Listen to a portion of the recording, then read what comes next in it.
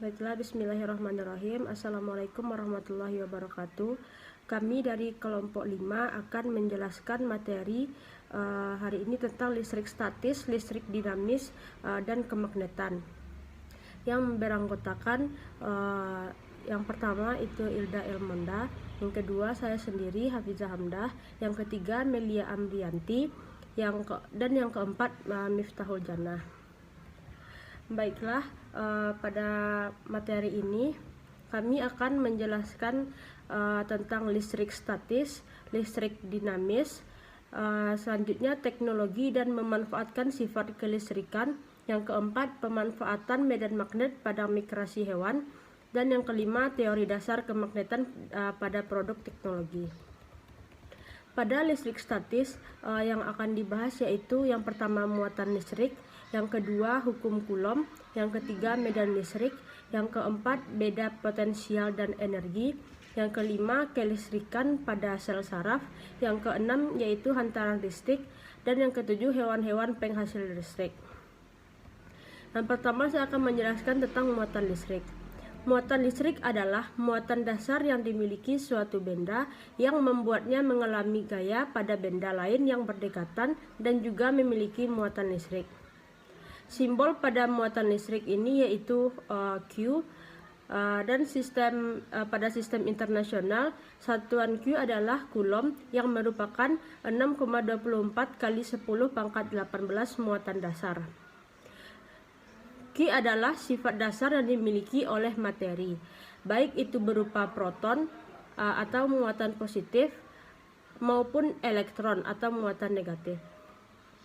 Muatan listrik total suatu atom atau materi ini bisa positif jika atomnya kekurangan elektron, sementara atom yang kelebihan elektron akan bermuatan negatif. Selanjutnya yaitu hukum Coulomb. Hukum Coulomb bunyinya sebagai berikut, yaitu besarnya gaya tarik-menarik atau tolak-menolak antara dua benda bermuatan listrik berbanding lurus dengan muatan masing-masing benda dan berbanding terbalik dengan kuadrat jarak antara dua benda tersebut. Rumus dari hukum Coulomb yaitu Fc sama dengan K kali Q1 kali Q2 dibagi R kuadrat, di mana Fc yaitu gaya Coulomb dengan satuan Newton, K yaitu konstanta yaitu 9 kali 10 pangkat 9, R yaitu jarak antara dua muatan dalam satuan meter, Q1 yaitu besar muatan listrik pertama dalam satuan Coulomb, Q2 yaitu besar muatan listrik kedua dalam satuan Coulomb. Selanjutnya yaitu medan listrik. Medan listrik dapat didefinisikan sebagai daerah di sekitar muatan yang masih kuat menimbulkan gaya listrik terhadap muatan lain. Medan listrik digambarkan oleh serangkaian garis gaya listrik yang arahnya keluar atau masuk ke dalam muatan. Arah garis gaya listrik ke dalam digunakan untuk menunjukkan muatan negatif, dan arah garis medan listrik keluar digunakan untuk menunjukkan muatan positif. Dapat dilihat dari gambar arah garis yang keluar dan arah garis yang masuk ke dalam. Karena kuat medan listrik atau E itu didefinisikan sebagai besarnya gaya listrik atau F yang bekerja pada satuan muatan uji atau Q0, maka besarnya kuat medan listrik yang dialami oleh muatan uji tersebut yaitu E sama dengan F dibagi Q0 dikali K dikali Q kali Q0 per R kuadrat. Di mana E yaitu medan listrik, F yaitu gaya Coulomb, dan Q yaitu besar muatan listrik. Selanjutnya yaitu beda potensial dan energi listrik.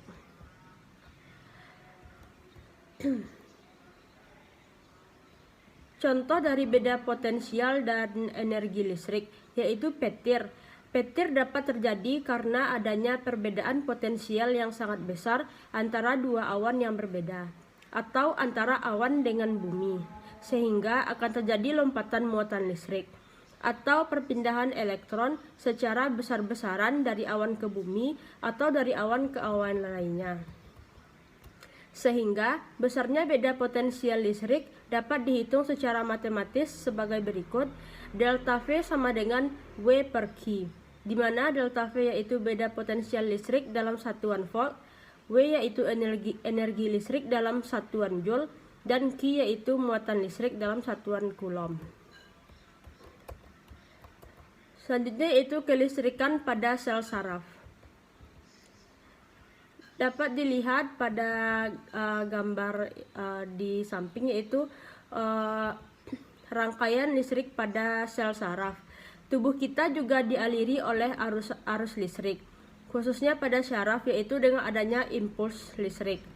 Bidang yang khusus mempelajari tentang aliran impuls listrik pada tubuh manusia disebut biolistrik.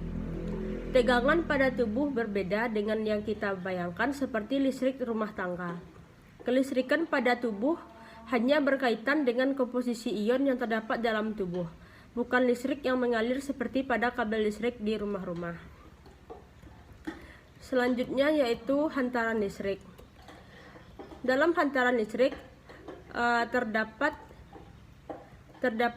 tiga bagian, yaitu konduktor listrik, isolator listrik, dan semikonduktor listrik. Yang pertama yaitu konduktor listrik. Konduktor listrik merupakan bahan-bahan yang dapat digunakan untuk menghantarkan listrik. Contohnya yaitu tembaga, perak, dan emas. Yang kedua yaitu isolator listrik.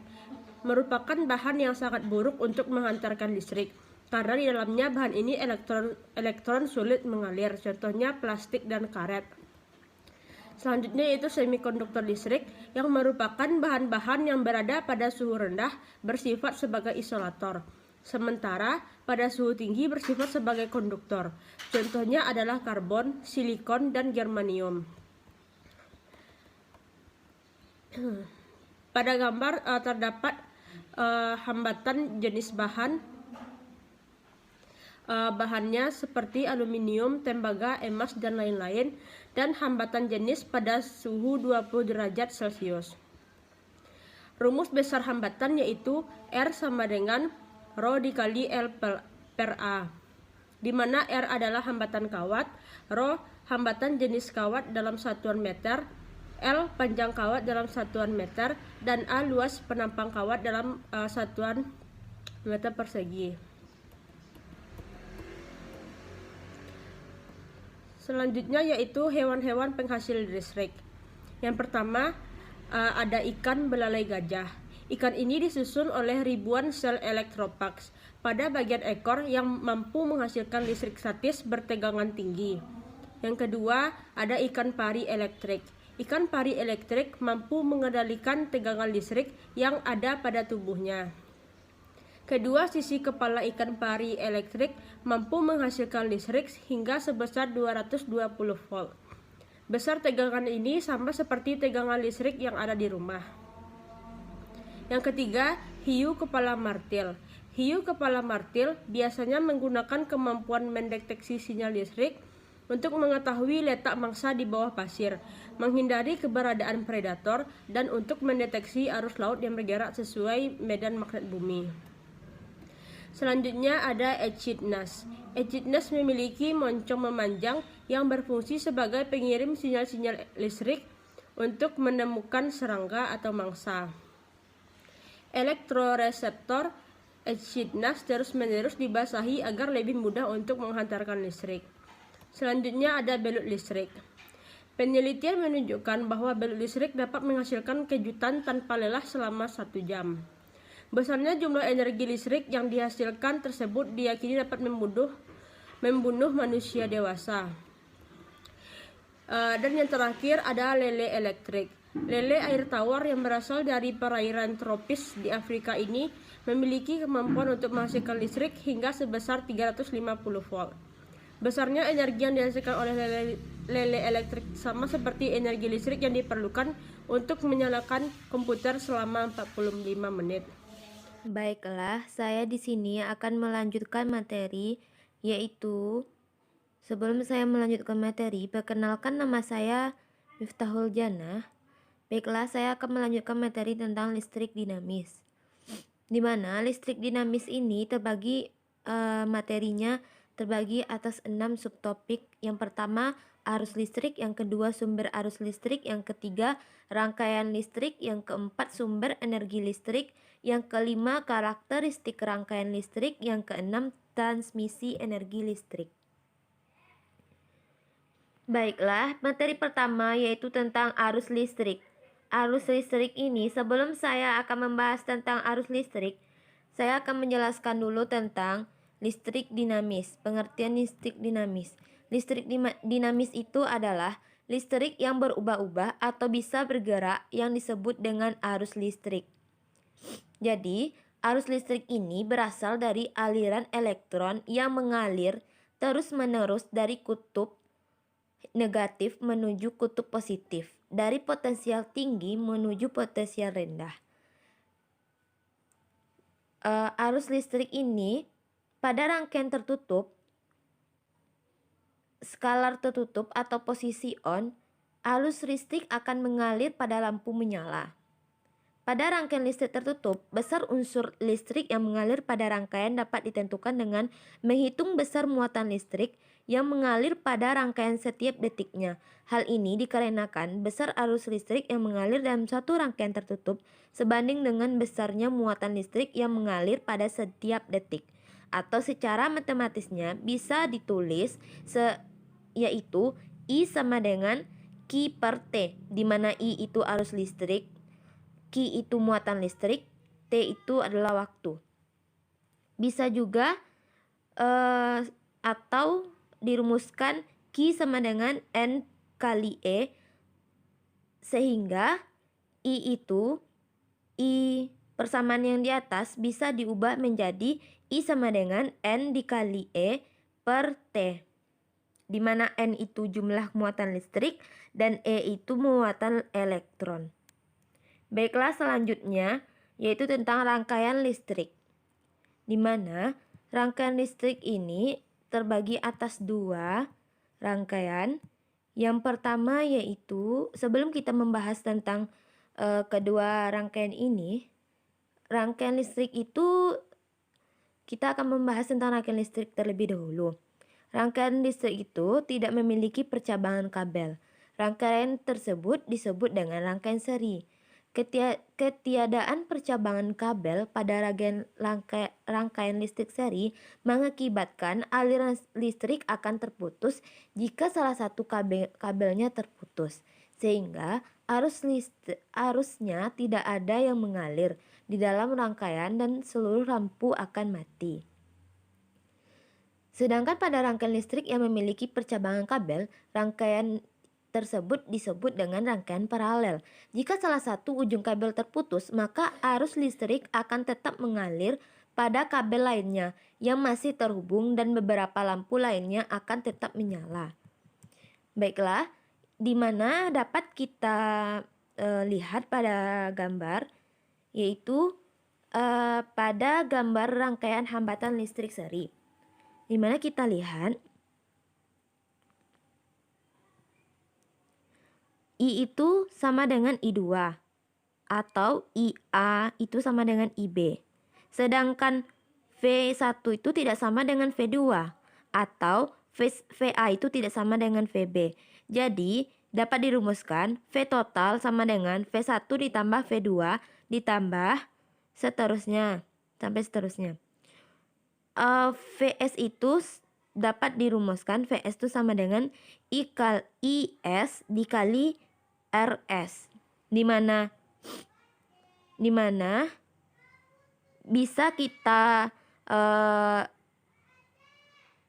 lihat, maka IS itu sama dengan I1 sama dengan I2, sedangkan RS itu sama dengan R1 ditambah R2 ditambah R3 sampai seterusnya. Baiklah, selanjutnya tentang karakteristik rangkaian listrik, di mana yaitu hukum Kirchhoff. Menurut hukum Kirchhoff, besar arus listrik yang masuk ke dalam titik cabang kawat penghantar nilainya sama dengan besar arus listrik yang keluar dari titik cabang kawat penghantar tersebut. Secara matematis, hukum Kirchhoff dapat ditulis yaitu sigma I masuk sama dengan sigma I keluar. Jika diketahui besar arus listrik I1-nya sama dengan 2 ampere, I2-nya sama dengan I3 sama dengan 4 ampere, dan I4-nya sama dengan 5 ampere, maka besar arus I5 adalah dapat kita cari dengan rumus I1 masuk sama dapat kita cari dengan rumus sigma I masuk sama dengan sigma I keluar, di mana I1 ditambah I4 ditambah I5 I masuknya. Sedangkan I keluarnya I2 tambah I3. Jadi dapat hasilnya I5-nya yaitu 1 ampere.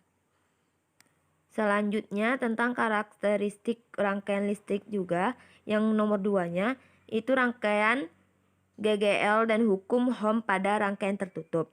Menurut hukum Ohm, besar kuat arus listrik yang mengalir pada rangkaian tertutup yaitu dapat dirumuskan I sama dengan E per R tambah R. Sehingga besar jepitnya menjadi I kali R sama dengan E dikurang I dikali R. I kali R itu sama dengan V. Jadi dapat dirumuskan V sama dengan E dikurang I dikali R. Jika secara seri dapat dihitung dengan I sama dengan N dikali E per R ditambah N dikali R. Sedangkan secara paralel dapat dihitung di mana dirumuskan I sama dengan E per R ditambah R per N. Selanjutnya itu sumber arus listrik. Listrik adalah energi, sehingga sesuai dengan hukum kekekalan energi, untuk menghasilkan energi listrik perlu adanya alat yang dapat mengubah energi lain menjadi energi listrik.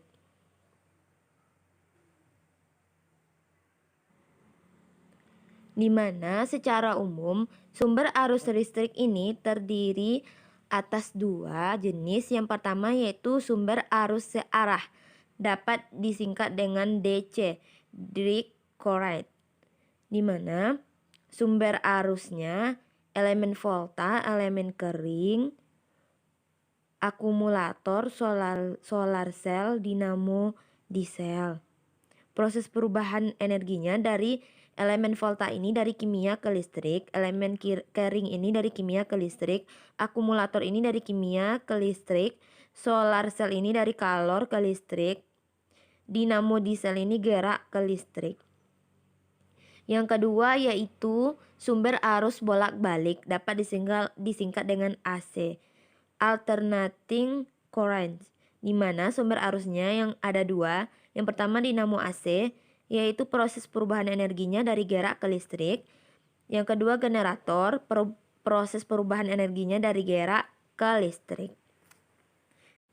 Baiklah, selanjutnya yaitu tentang sumber-sumber energi listrik. Yang pertama, saya akan membahas tentang energi matahari, di mana energi matahari ini adalah sumber energi terbesar dan paling besar ketersediaannya. Melalui penggunaan panel surya, energi matahari ini dapat diubah menjadi energi listrik. Tetapi saat cuaca mendung, energi listrik yang diperoleh tidak dapat dihasilkan secara maksimal, sehingga energi yang diperoleh saat matahari bersinar terang akan disimpan dalam baterai dan dapat digunakan saat cuaca mendung atau bahkan malam hari. Penggunaan energi surya di Indonesia diterapkan dalam 2 macam teknologi, yaitu teknologi energi surya termal dan energi surya fotovoltaik. Kedua yaitu energi angin, di mana contohnya kincir angin. Kincir angin ini adalah salah satu contoh sumber energi listrik alternatif. Energi gerak yang dihasilkan oleh gerakan angin terhadap kincir diubah oleh generator menjadi energi listrik. Berbeda dengan batu bara, gas, dan minyak bumi, kincir angin tidak menyebabkan polusi bagi lingkungan, sehingga kincir angin dipercaya ramah terhadap lingkungan. Oleh sebab itu pada tahun 1930, pemerintah listrik utamanya Di daerah California saat itu sudah ada 13.000 kincir angin yang digunakan untuk memenuhi kebutuhan listrik. Selanjutnya yaitu yang nomor 3-nya tentang bioenergi. Di mana bioenergi ini adalah energi yang diperoleh dari biomasa, di mana biomasa ini merupakan bahan organik yang berasal dari makhluk hidup, baik dari tumbuhan maupun hewan. Limbah dari budidaya pertanian, perkebunan, kehutanan, peternakan maupun perikanan juga dapat digunakan sebagai sumber bioenergi. Energi yang diperoleh dari biomasa ini dapat diubah menjadi energi listrik dengan cara mengolah biomasa menjadi bahan bakar nabati, misalnya etanol atau biodiesel. Selanjutnya yaitu nomor 4 tentang energi air atau hydropower, di mana air yang mengalir dari hulu ke hilir, khususnya pada sungai-sungai yang deras, dapat dimanfaatkan sebagai sumber energi listrik. Arus air sungai tersebut dimanfaatkan untuk menggerakkan turbin yang terhubung pada generator, sehingga listrik dapat dihasilkan. Banyaknya jumlah sungai dan danau air tawar membuat Indonesia membangun banyak pembangkit listrik tenaga air atau PLTA di seluruh wilayahnya. Jadi Indonesia kebanyakan memakai PLTA untuk penghantar arus listriknya. Baiklah, selanjutnya tentang transmisi energi listrik, di mana transmisi listrik jarak jauh dilakukan dengan menaikkan dengan tegangan listrik. Jika tegangan listrik untuk transmisi jarak jauh rendah, maka arus listriknya dapat menjadi besar, sehingga diperlukan kabel listrik yang besar dan banyak energi yang terbuang menjadi kalor saat listrik disalurkan dari PLN ke rumah-rumah. Namun dengan tegangan yang tinggi, maka arus listrik akan menjadi kecil sehingga kabel listrik yang dibutuhkan kecil dan tidak terlalu banyak energi yang terbuang. Dapat kita lihat pada gambar di mana yang pertama itu pada uap air digunakan sebagai sumber utama pembangkit listrik. Arus listrik sebelum dialirkan ke rumah penduduk, tegangannya dinaikkan terlebih dahulu dengan menggunakan transformator step up. Selanjutnya, untuk memenuhi kebutuhan industri, beberapa transformator step down digunakan untuk menurunkan tegangan sehingga beberapa ribu volt. Terakhir, sebelum dialirkan ke rumah penduduk, tegangan diturunkan kembali hingga 220 volt.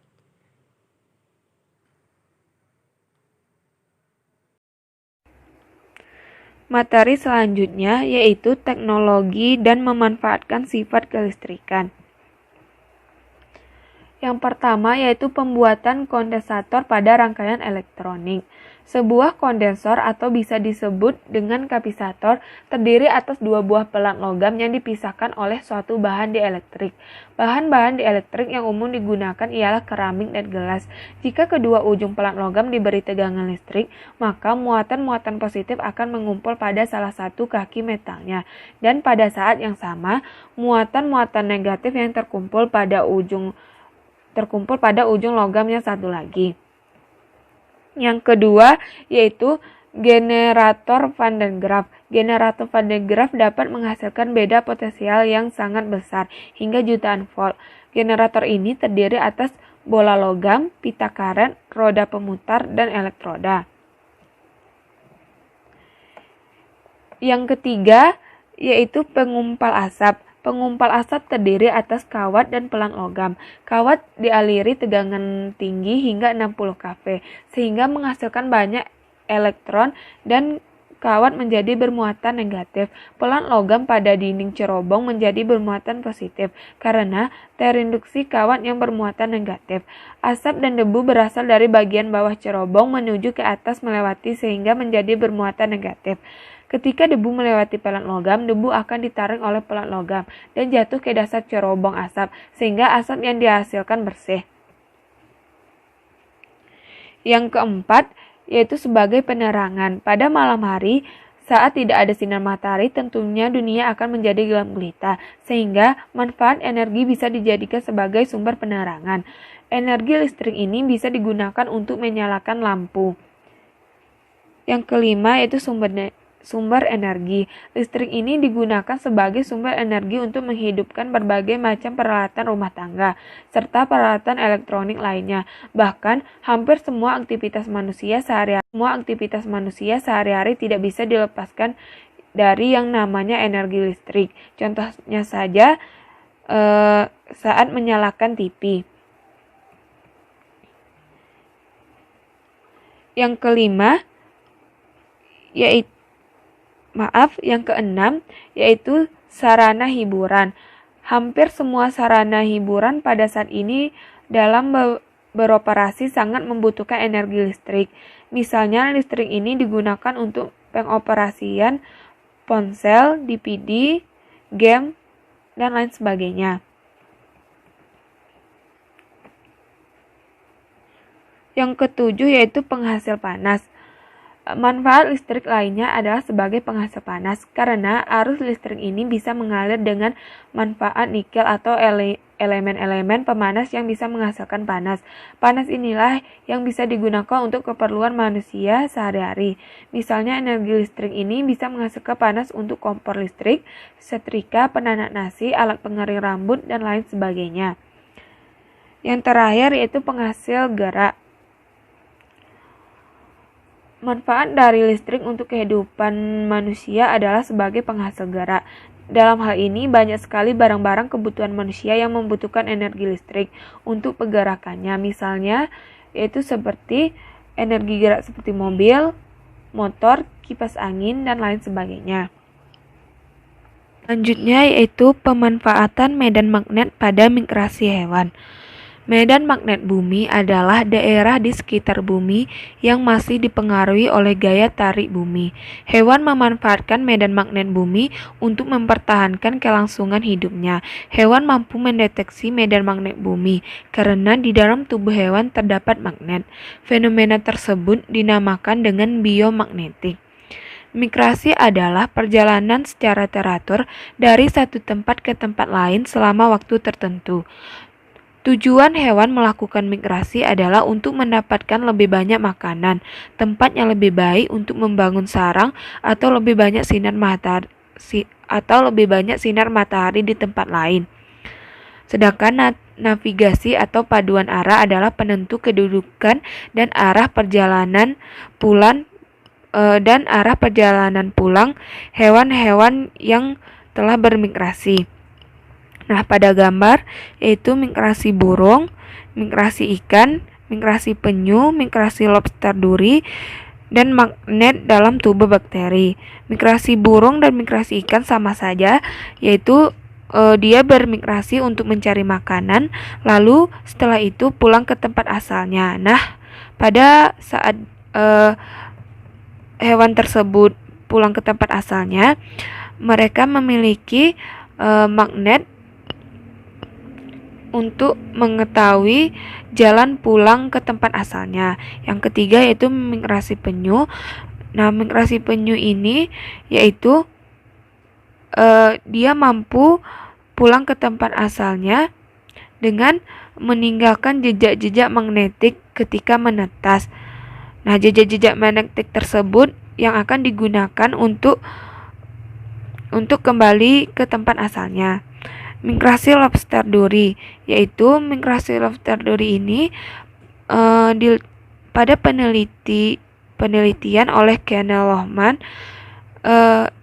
Kenneth Lohman ini mengobservasi kemampuan lobster duri untuk mendeteksi medan magnet dengan cara meletakkan lobster duri ke dalam bak air yang dapat diatur oleh medan magnetnya. Nah, setiap kali medan magnet diubah, lobster duri akan menyesuaikan diri untuk tetap bergerak menuju arah kutub utara. Yang terakhir yaitu magnet dalam tubuh bakteri. Bakteri yang mengandung magnet pertama kali ditemukan pada tahun 1975.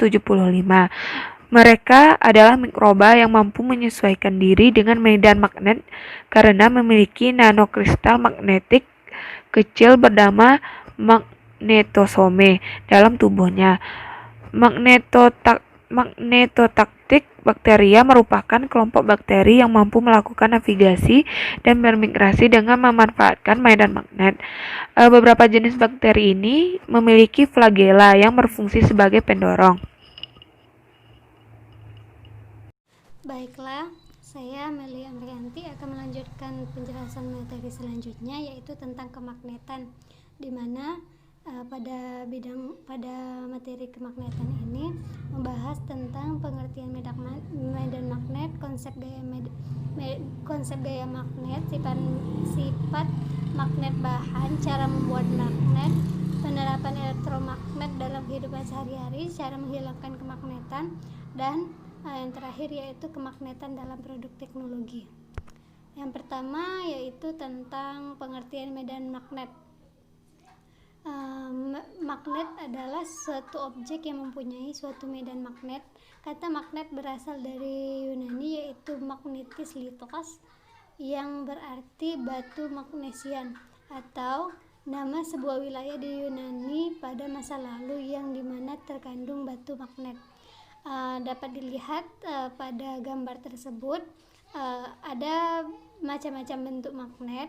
Yang pertama itu silinder, yang kedua batang, jarum, huruf U, ladam, dan keping.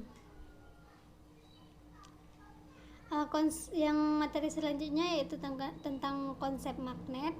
Magnet dia memiliki dua kutub, yaitu kutub utara dan kutub selatan. Walaupun magnet itu dipotong-potong, potongan magnet kecil tersebut akan tetap memiliki dua kutub. Kutub utara magnet menunjukkan kutub utara bumi, dan kutub selatan menunjukkan kutub selatan bumi secara geografis. Dapat dilihat, walau dari bentuk awal yang besar menjadi dua bagian, dia tetap memiliki dua kutub. Yang ketiga yaitu sifat magnet bahan. Berdasarkan sifat interaksi bahan terhadap magnet, benda dikelompokkan menjadi 3 kelompok. Yang pertama yaitu benda ferromagnetik, atau benda yang ditarik kuat oleh magnet, yaitu misalnya contohnya yaitu besi, baja, kobalt, dan nikel. Sedangkan yang benda kedua yaitu benda parakmagnetik, atau benda yang ditarik lemah oleh magnet, yaitu contohnya magnesium, molybdenum, atau litium. Dan yang ketiga yaitu diamagnetik, yaitu benda yang tidak ditarik oleh magnet, yaitu misalnya perak, emas, tembaga, dan bismut.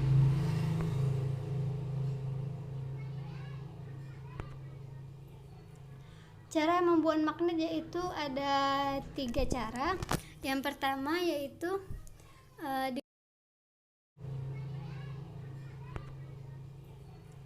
cara membuat magnet yaitu ada 3 cara.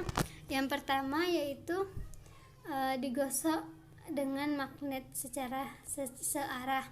Misalnya tuh arah gosokan dibuat searah agar magnet elementer yang terdapat pada besi letaknya menjadi teratur dan mengarah ke satu arah.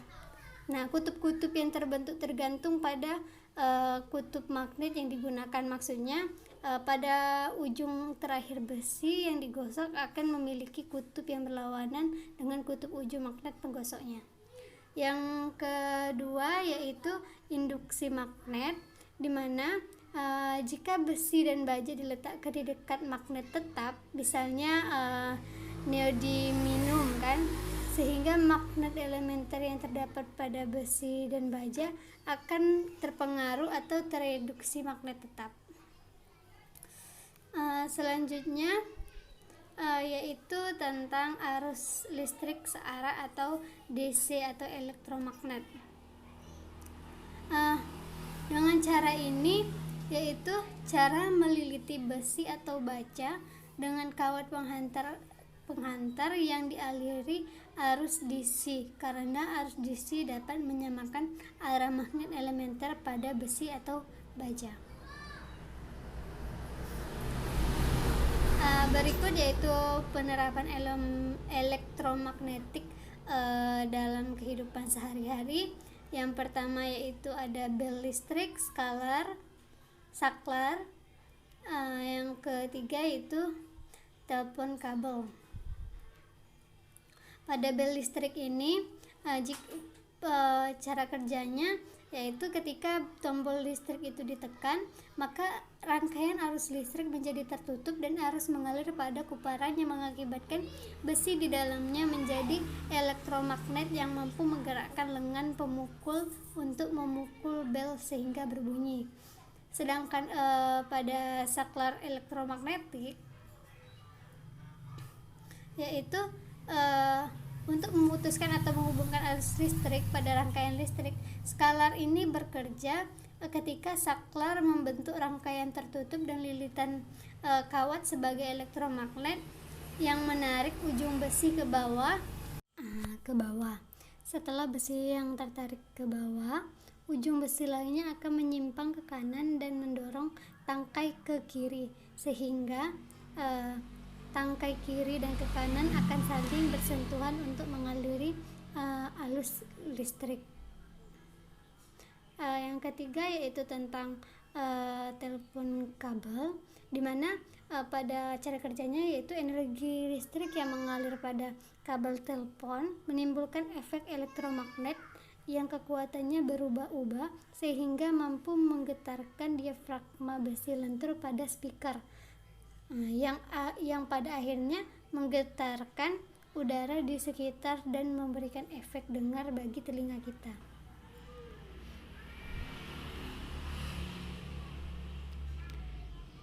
Berikutnya yaitu cara menghilangkan kemagnetan. Dia ada 3 cara. Yang pertama yaitu magnet dipanaskan sehingga berpijar atau dibakar. Setelah itu yang kedua yaitu magnet dipukul atau ditimpa hingga bentuknya berubah atau rusak. Yang ketiga yaitu magnet diletakkan pada solenoida. Dapat dilihat pada gambar cara menghilangkan magnet tersebut, baik cara dipukul, dibakar maupun mengalirkan arus bolak-balik atau AC. Dan selanjutnya yaitu tentang kemagnetan dalam produk teknologi, di mana yang ada contohnya yaitu MRI, atau setelah itu kereta maglev, sudah itu pembangkit listrik tenaga nuklir.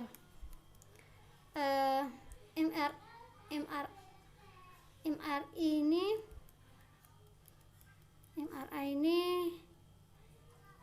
yaitu tentang dimana teknologi radiologi yang menggunakan magnet gelombang radio dan komputer untuk menghasilkan gambar struktur tubuh.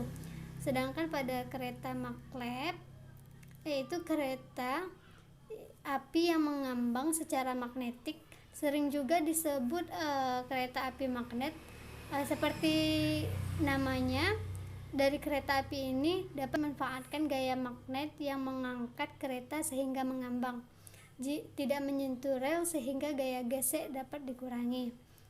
Setelah itu pembangkit listrik tenaga nuklir ini yaitu adalah stasiun pembangkit listrik termal, di mana panas yang dihasilkan diperoleh adalah stasiun pembangkit listrik termal, di mana panas yang dihasilkan diperoleh dari satu atau lebih reaktor nuklir pembangkit listrik. Baiklah, sekian itu saja materi yang saya sampaikan. Lebih dan kurangnya saya mohon maaf. Kepada Allah saya mohon ampun. Wassalamualaikum warahmatullahi wabarakatuh.